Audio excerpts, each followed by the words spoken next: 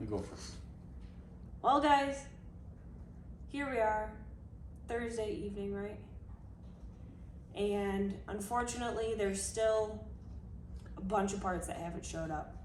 I basically called it this morning. There's just parts that didn't show up. They're critical parts too. Like They're kind of like one-off things. we can't put the car back together without having these brackets, and I don't even know what else didn't show up.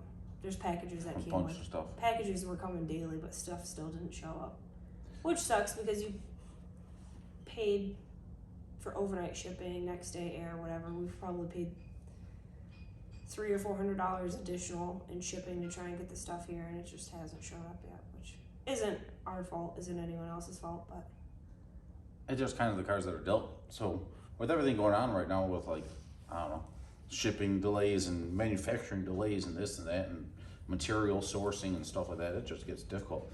So we definitely had a chance at it. I mean, we could show up there if we wanted to. But the problem is, I'm not willing to show up with a car that's not thoroughly tested. With the 33, I could target a 60-foot time, I could target a 330 time, I could target an 8th mile time, and I could target an 8 mile an hour. And I could hit those all within a couple tenths of a second. The car was repeatable and it was smooth, and it's just not worth going to a race where something can happen. And the internet is a great tool if you use it properly, but the internet is also a great tool for certain people that want to see you fail. And even if it's a situation like happened, whatever, 10 days ago or whatever, 12 days ago, where we were, how do I say it? we were doing our thing. Yeah, where we were doing our thing, and something happens that's completely out of our control. If something like that were to happen down at Dig or Die,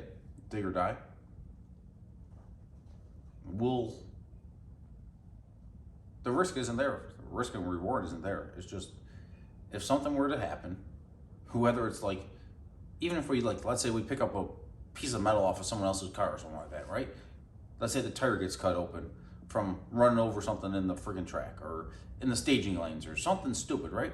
We've been to races where we've racing for doing a TV show deal. We had to drive over railroad tracks and it cut the tire, okay?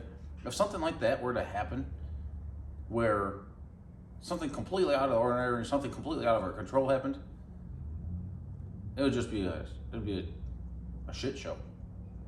And like, people would run wild with it. And if something were to happen, that something did fail, not something that's saying that we missed or something that we didn't fix properly, but if something else were to happen, something that could be completely out of your control, it's just not a win-win situation. The win isn't there. And if we were able to make 5 or 10 passes before first round, I was game for it. But If we had the car like rolling around right now, I could started have and stuff had like it rolling around this morning. I could have had it rolling around last night. All I had to do was put on the front shocks, but I gotta get the front fenders on it to put the front shocks on, and the car would roll, steer, and everything else. But we have to do windows. We gotta do the tin work. Not that that's overly that much work or nothing like that, and overly critical work. Like, I feel like we could assemble this car like the way it is, and we can make very safe, fast passes. But without the testing, you just never know. And there's too much on the line. I just can't do it. there's too much on the line to We've put that lost risk two. out there. We've lost 2 cars, and like the amount of money that we lost in the last 16 months with those completely losing the 30 and then this thing getting smashed to hell. We can't put someone else in that situation. Like, we've been there. I don't want to put someone else in that situation. That situation sucks. Fortunately enough, for us, we could do it a lot less with a lot less money because I do all the fabrication work myself. I do all the building myself. I do like everything myself essentially, right? But if you had to go and put that on someone that had to bring the car into a chassis shop, the chassis would be in there for a year and a half, like no joke, possibly more, unless you're willing to pay just stupid boatloads of money. And still, the chassis shops don't have enough people working them to get your car in and out. So like, I would just feel absolutely awful if something were to happen. And without making considerable amount of test hits, it's just not gonna work. So I started on back halfing this car before we found a body. Now that we found a 4-door body, I'm gonna cut the whole back half out of the thing and start it completely over. We're not making it to dig or die. You guys win the challenge. With that being said, we'll do that Monday or something like that. We'll go live. Yeah, schedule Monday to go live and we'll find out who the winners are. We'll figure it out. So, where was I going right there? That you're gonna cut the back of the car off. Yeah, I'll reback half the whole thing, so we could have it like the Dirty 30 was. We'll have a back seat back there, carpeted, legit street strip car. This thing, we'll race it on the back side of the track, no prep stuff. Front side, no prep stuff. I'll be the twin turbo big block Chevy, still 4 9-inch. The ladder bar setup that I built for this, that I just built for this thing last night, we'll use that ladder bar setup. Still be a 4-link drop axle collar up front, all that same stuff. It worked phenomenal on the 33. It worked good. It just worked. And especially for the back end of the track stuff, the weight bias on it, the 3-shock setup, it was smooth and consistent. And I could literally target ETs down to like literally the 10th of a second, and like we hit it most of the time. Now sometimes they were off a little bit, like my goal was a little bit off the competition, or the competition took a swing for it, and I don't want to say got lucky, but they were possibly a little less methodical about it, a little less they didn't have as much strategy going into the maybe they didn't target it as like I do. Like every pass we make, I make targets, and me and Maddy play a game. I'll target a 60-foot time, I'll target a 330 time, I'll target an 1/8 mile time, and I'll target a mile an hour. And we come back and we see how close we are. I'll be like, hey, we're gonna go on this surface here, we'll go 380 to the 330, or I think we could go 140 flat on this surface here, or I think we go 135, or I think we go 120 flat to the 60-foot. I think we could go whatever. I think we could go 520 at 150 on this surface here. I think it'll work out the back, or I think it'll work in the middle, blah, blah, blah, blah. And I'll target different ETs, and I'm generally pretty freaking close on it. But with all of that being said, I'm just gonna cut the whole back half of the car off, like completely start over. Just because this car's a 4-door, and I want it so it's a 4-seater, so that we could toss my niece and nephew in the back seat and go out for ice cream, and we could toss Rex all in the back and enjoy the car for more than just a race car. Living on the road and stuff like that, it'd be cool to have a hot rod that we could go to a local car show with or something like that, and not have to take the truck and trailer. So that back seat you used to have in the 30 was Rex's favorite thing to sleep in. Yeah, he'd sleep back there while we were cruising or whatever, or like cruising on the road. He'd put his head out the back window. Like the 30 was cool. The 30. At one point, you had the seat in the house. Yeah. And Rex slept in that every single day. He slept in that seat. So when I first bought my house, I didn't have no furniture. I didn't own no furniture. I literally took the seats out of the 30 and I used those as like the passenger seat and the back seat. The passenger seat and the driver's seat. Living room furniture. Driver's seat was in the funny car cage, right? But I took out the passenger seat and I took out the rear bench seat, and that was my living room furniture. People thought I was nuts, but that's okay. I'm a little bit crazy. But that was like literally my living room furniture. I slept on in a sleeping bag for the first like 3-4 months. Yeah, I was living down in Pittsburgh. I probably slept in a sleeping bag in my house for like literally 3 or 4 months, and that was when I was rebuilding the 30, not rebuilding it, like not nothing. But it's winter upgrades. Yeah, the winter upgrades. Like major, I rebuilt the whole car. But yeah, so we're not gonna make it to dig or die. We don't even know if we're gonna make the trip ourselves. It's 12 hours. It's Thursday night. I'm not up to driving all night. I've worked a lot. the biggest thing is the order of operations when you're trying to put something together. And you can try to foresee problems, and you can try to, and you Plan also, for it. you gotta plan for it, but you gotta bounce around too. Because if I'm working on the front suspension, but I need something for the rear suspension, and now you finish up the front suspension, and then go to the rear suspension, and you realize, oh crap, these are the parts I need for the rear suspension. Well, crap, you're kind of screwed there. So you have to work a little bit on the front, a little work on the back, a little bit of chassis work, a little bit on this, a little bit on that, just so you could foresee all the parts and problems that you're going to run into. And then you got to jump back, and you lose a lot of efficiency. But normally, I can do it pretty effectively. But with the part shortages and stuff like that nowadays, it just like it sucks. Part shortages, and shipping delays. Yeah, there's stuff on this car that like you won't see on other types of cars. It's different than most other cars. Yeah, like wheels and tires and stuff like that are similar, but when it comes to a lot of the fabrication and stuff like that, I built all that stuff myself. So we're gonna go through and we're gonna redo quite a bit of stuff on the car. We're literally probably 15 hours worth away from getting ready to like, race this thing, but it's 15 hours it's of 2 hours. work. It's 15 hours of work, Then we 12 gotta hours of drive. driving, and then we got to have at least 4 to 6 hours worth of testing, and it's just not. I don't want to say it's not worth it. And like the worst part about it is, 2 weeks ago I thought we had a car that could go win, dig, or die, and that's a big payout. Like I firmly believe the 33, the homegrown Hustler, would have went there and like done very well. We went out there and we were one of the fastest cars on the property for the dig or die event in July, and we've picked it up a freaking boatload since July. That car was like,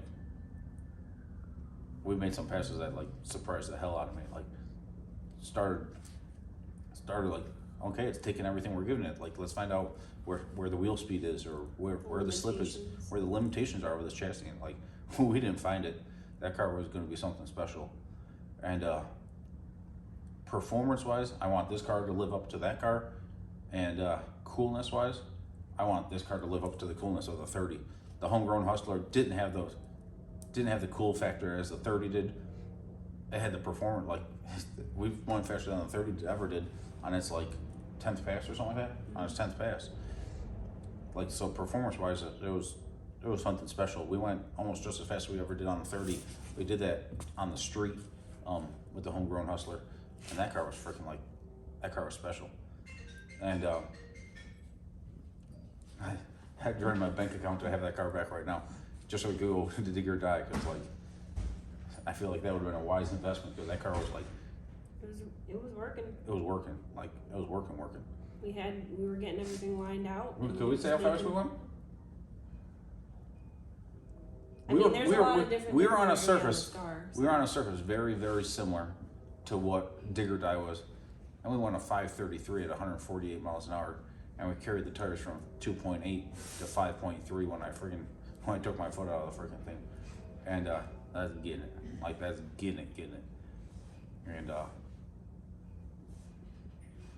This car dig or is die is not- not dig or die. We won the second chance race at dig or die, and we were going faster than everyone out there, and we weren't even close to running 530s at that time.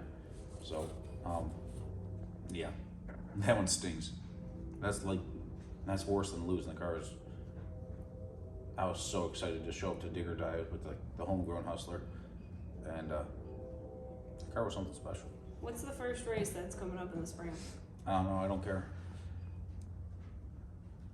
When I get this car done, it'll be done. But when it comes out, it's gonna be one of the coolest cars that y'all have ever seen. And I want to take my time on this one.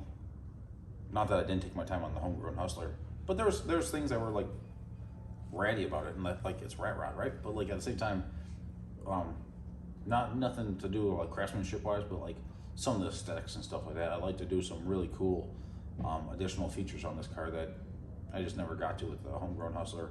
A, because of my health issues, I wasn't feeling up to it, and B, we sold the house.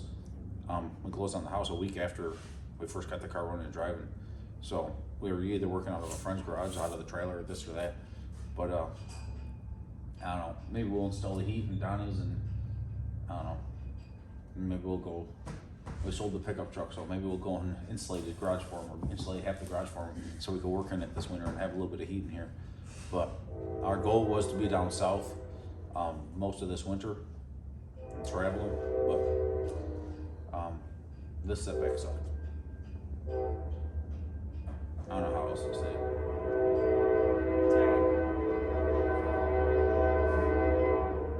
You ready to get to work? No. I want to go in the corner and cry. I said the shit was going to be real. I'm about to go see a freaking grown man cry right now. No, but damn. I was looking forward to Dig or Die. I really was. And I was really looking forward to Dig or Die with the homegrown Hustler.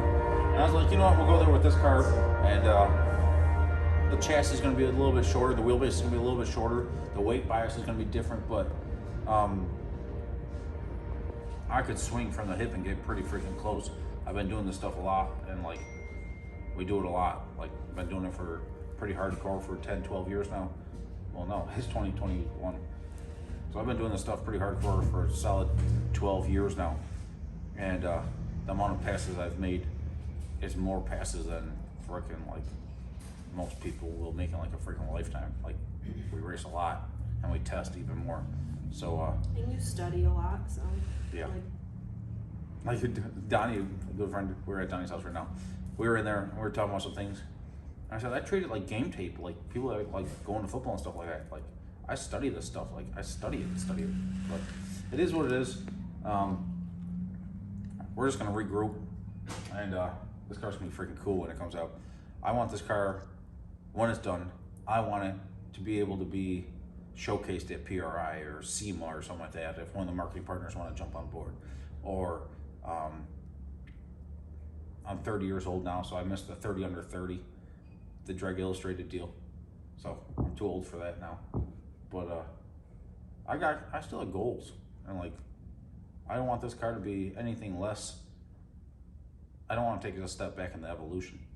So I really wanted to make it to Dig or Die, and I was planning on making it to Dig or Die. And if we had to make some changes after that, I'd make some changes. But we're into this build, a rebuild, pretty far, and a lot of man hours. But monetarily wise, it's not an extreme amount of money, since we have a lot of borrowed parts and stuff like that. And like, as far as stuff that like, when I cut this thing all apart that I can't reuse, so like, I'm only invested in it probably, I don't know, 100 man hours or something like that. So I'll just cut it all apart and redo it, change the geometry on it a little bit, and redo some things. But we appreciate y'all. We'll be back. You make the closing statement. We'll be back. Well, I'll go back there and cry or something. No. So we're gonna keep posting videos of the different things that we're working on and the progress that we're making with the car, and if we're doing any trips or anything like that, like, there'll still be videos coming out. Winter's coming up, and so things will be slow as far as traveling, but it'll be a good time. And my efficiency, because my hands don't work in this freaking cold. But it'll be a good time to go through, because the chassis, for the most part, the same, so I can go through the old footage that we have from building the homegrown Hustler. Yeah, then we could just, do it all again when I cut this thing in half. No, I want to. There's plenty of footage. This wheelbase is different, so I want to change the geometry on the suspension and stuff like that. I basically I shortened it up and changed the geometry a little bit, but I want to redo some things and I want to make it so we could put a rear seat in it. Right now the floor is too high in it because it was a truck. It was a 33 truck, so now it's a 4-door, and I want to make it usable. So be it. We thank you guys for watching and subscribing, and if nothing else, it's a fucking entertaining journey, right? Freaking, like, I don't know. If anything, it should make you all feel good, because watching our struggles. Jesus. We need to go. Guys, if you know of any channels that like struggle harder than us, let me know, because I'm going to go subscribe to them, just to make myself feel good. It's terrible. It's true. I don't even care. It's not possible to have this type of luck, but apparently it is. So we're going to keep on going. We'll come out, I don't know. We might not have a car together until springtime. I was planning on getting the thing together for Dig or Die, and then taking a couple breaks just to relax. Then running probably the New Year's deal, and then cutting it all apart and not coming back out until Palmetto Series in February. So I would have given me 2 months to redo the whole car, but I don't know. January's not that far away, but it's gonna be freaking cold as hell, so unless we get this thing insulated for Donnie or something like that, or figure out something, my work efficiency is gonna be low because I can't freaking deal with this cold. So, we'll see. You ready? Yeah. Alright. Peace. The race car hippies are out.